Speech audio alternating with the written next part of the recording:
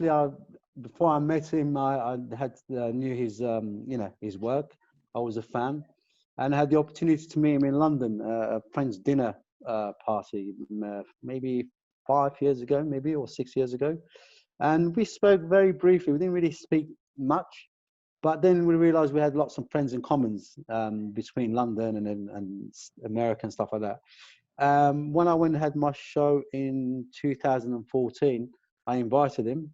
He came and he really gave me some nice support and words. We decided to meet one day near his gallerist, just to have a coffee and talk. Me, him, and another friend, Zach. And we literally before we were going to meet him for half an hour.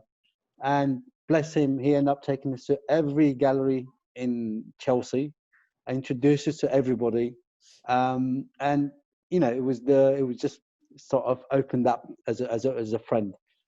So from there he became a friend, and then I had this opportunity this was shot in LA, I think 2 years ago, maybe, or 3 years ago. And I proposed to him if I can, shoot him, and he said yes. He came, and I was very happy. He was up for dressing up. You was asking me about all the backdrops. So all the backdrops, he's behind him. Backdrops that I bought in the market in LA. I went out one day and sourced all these fabrics in a Mexican market, where it's mainly Mexican community downtown. And the trousers are designed a few years ago in Marrakesh. The fabric actually gets used for parasols, to protect the sun.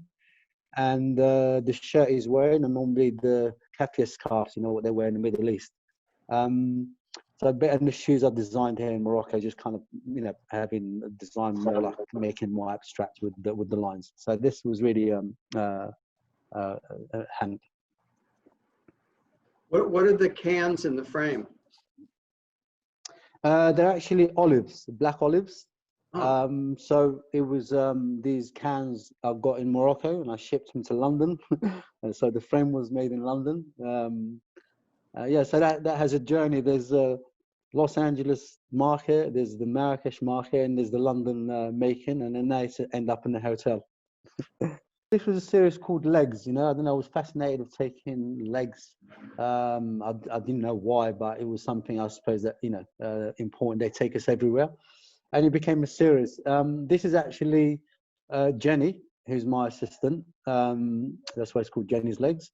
And again, there's different layers here. The frame is made in Morocco. The actual frame is made out of the motorbike tires, and then painted by some of the cans. I buy the paint cans, so when I empty them, I save the paint, and then I have these painted in this color.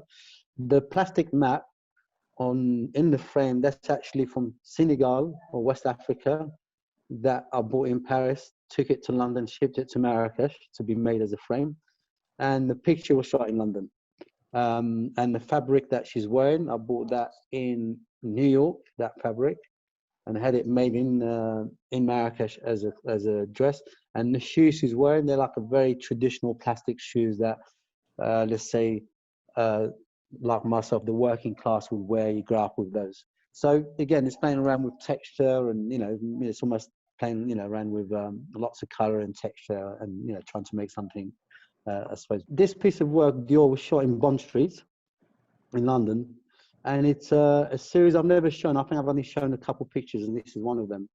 It was called Autumn Winter Collection 1448. It's like supposed to be the future. It's like a fashion collection that I've created as a fantasy, and it's just show that as women from North Africa that might wear the traditional clothing and the veil, that we're still going to be around if we choose to, in a sense. The outfits they're wearing, they're actually blankets that we use in not just Morocco, they get used everywhere.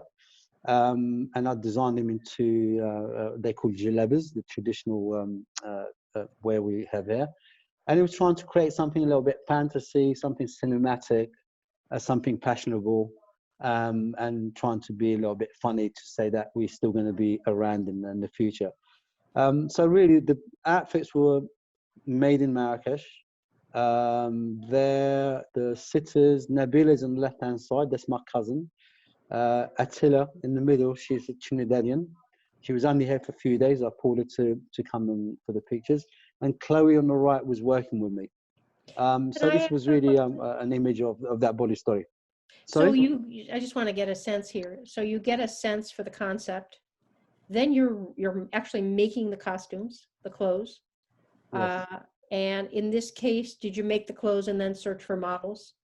Because the clothes are not, I mean, could fit people of a lot of sizes. And then set up the thing. I mean, Yes, this is an investment of, it's a vision, it's time. And then it must be very exciting to see it come to fruition. And then it sounds like you continued the series, right? You did this piece, but there are others? yes. Yeah. Yeah, I mean, and sometimes, before I show a body of work, I might work on it 10 years, so normally I have quite a few different things I'm working, so I'm jumping from one to the other, and when I think is the right time to put the show out there, and then I will put it with the right gallery in the right time. So this one, I would say I started this body of work probably around 2000. And I've really shown, I think, 2 or 3 pictures of it. I've just pulled out this image and I think one more image. I can't remember the other one. Yeah, it's a Chanel one outside the Chanel shop.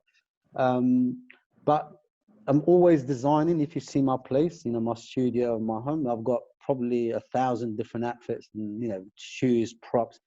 And it just depends on the sitters, depends on what story I want to tell. So for this one, for example, I need to do one more shoot, which should be the spring summer collection, which I've done part of it. And then it means I have like spring summer collection and autumn winter collection 40-48. And I can put that as a body of work. Life is full of surprises, and these are one of them, to be able to do this shoot. Firstly, you have to remember, for me to get this attention, I have to really recognize all my sitters that I've shot before that made an impact and, got to these kind of people to be able to believe in what I do. So that's my first thing I would have to say. Billie Eilish was, I was in the middle of, I think I was, last year I was in Abu Dhabi and Dubai shooting 2 different projects. In Abu Dhabi, it was like a 5-day shoot. Maybe I shot 120 people in. And then right in the middle of that, I got a call from Vogue asking me to do this shoot for the cover for USA Vogue. I was a bit shocked because it came from nowhere.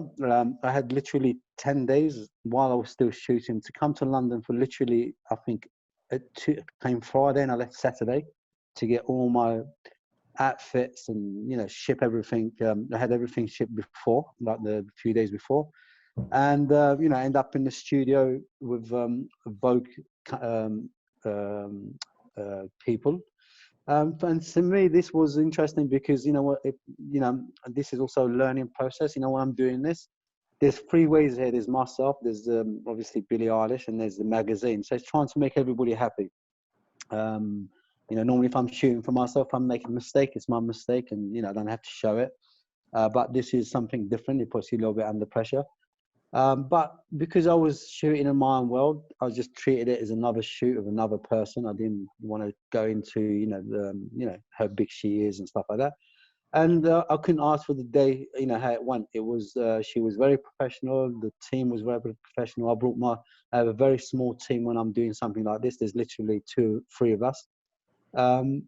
And this was a blessing. And then I obviously shot her with lots of big brands, and I brought my outfits. This was my outfit I proposed for her. Even the rings she's wearing, I've got those made by a friend of mine, Melody Hassani from LA, in 5 days. And so this was, and she kind of took the trust on me to wear my designs and have this picture done.